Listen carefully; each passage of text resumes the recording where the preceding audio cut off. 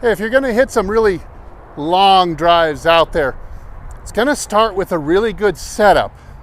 There are a few details that you can take care of right at the beginning before you pull the club back that are going to really help you hit longer drives. So if you're looking to do that and of course keep them in play too, then by all means, stay tuned.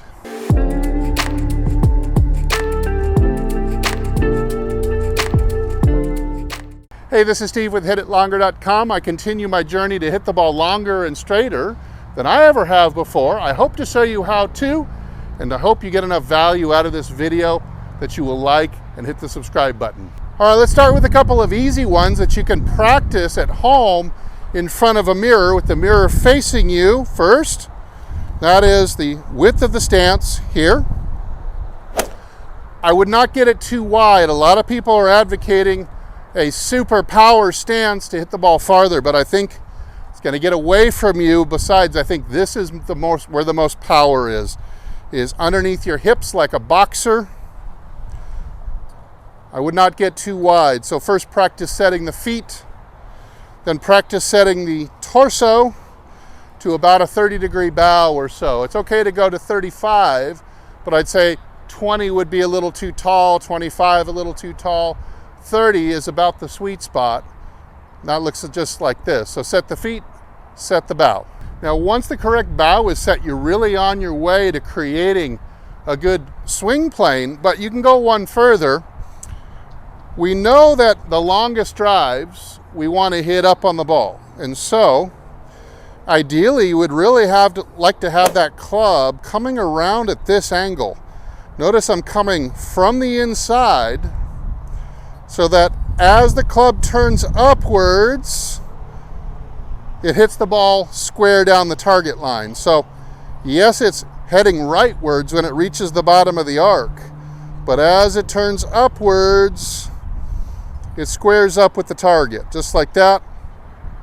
So you should set up your body to make that approach into the ball simpler, easier, more automatic.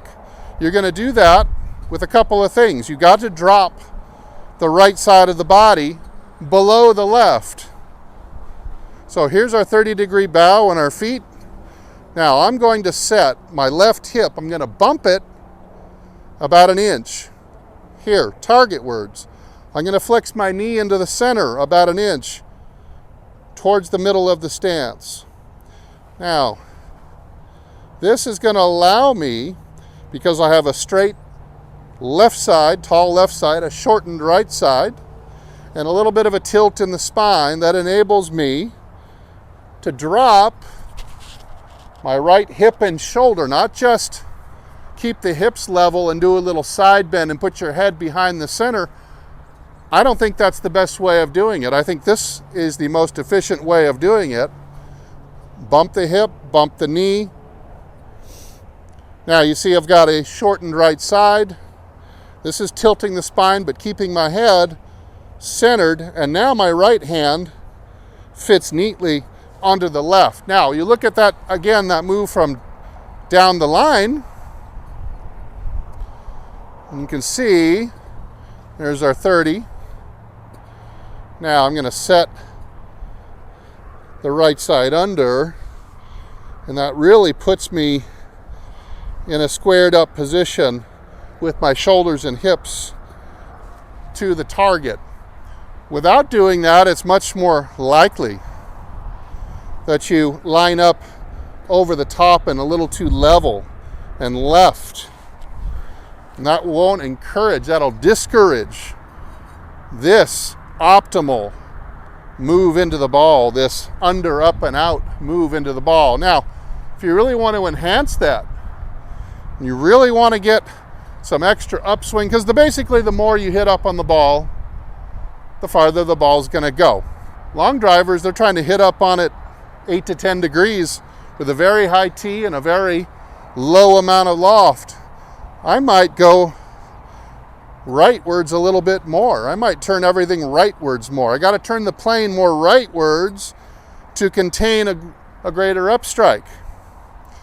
The path still ends up being dead zero, but I would look something like this maybe.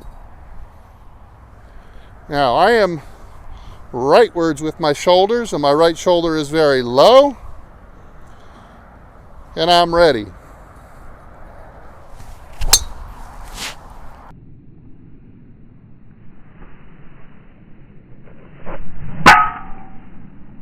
So that swing netted me an angle of attack of upwards 5 degrees with a path of 1 degree inside out, very straight. Exactly what I was trying for is this pattern right here. Now let's look at the right hand grip. If your right hand grip is too far over the top, the V or the crease is pointing up by your chin or maybe only to your ear, well, a couple things are going to happen. Number one, you're going to be working generally, unless you do something else to counter it, you're going to be working with the club face that is too open. It'll be pointing downwards like this. Going to be too open throughout the swing, and it'll be much more difficult to square up, and you'll tend to curve the ball off to the right with an open face. Now, you can, of course, do something else on the way down to counter it, or something on the way back to counter it, but this is just the general pattern of people who have their hand at 12 o'clock. Another problem with this grip is because I can set my shoulders and hips correctly, but if I get that hand over the top, it wants to get my right arm above the left, wants to get my right shoulder back in the game again, and now I'm lined up for that big over-the-top slice. So now it's not just the open face, but it's also the shape of the swing is going to be altered when you let that right hand get over the top. You'll see when you have the setup,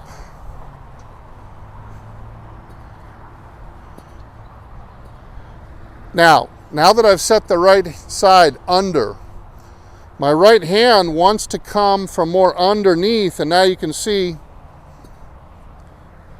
how my right arm is more under my left, unless I try to screw with it and put the right hand over the top, and that'll wreck the whole thing.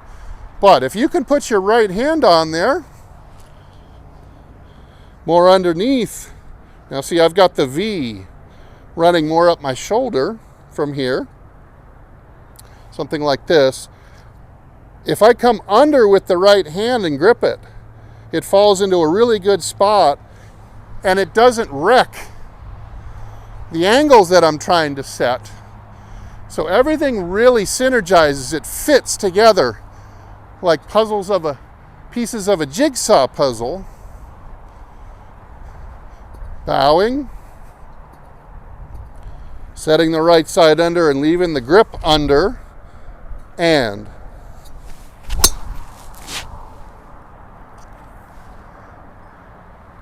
so get bent, get squared up, and maybe even a little bit closed and extra tilted to encourage an upwards strike with a rightward swing plane. Get that ball traveling higher, more air carry, enables you to lower the loft a bit, take the spin down, still get lots of carry in the air and more roll. This is how the longest drives are hit. Starts at setup. Don't overlook setup. Just because you have a high swing speed does not mean you're going to hit the ball a tremendous distance. You've got to also focus in on efficiency. If you don't have a lot of club head speed, you better be efficient. Being hyper efficient can net you the value of up to 10 miles an hour of club head speed, which will be easier, getting more efficient or gaining 10 miles an hour. It can take a long time, maybe never. So do some of these things. Make sure that your grip and setup are conducive to producing good drives. That means fundamentally sound. I hope you'll try some of these tips, and I hope they help. If you have any questions, please leave them down in the comments. Thanks for watching. I'm Steve, and as usual, I'll either see you in the next video or I'll see you longer and straighter down the fairway. Everybody take good care.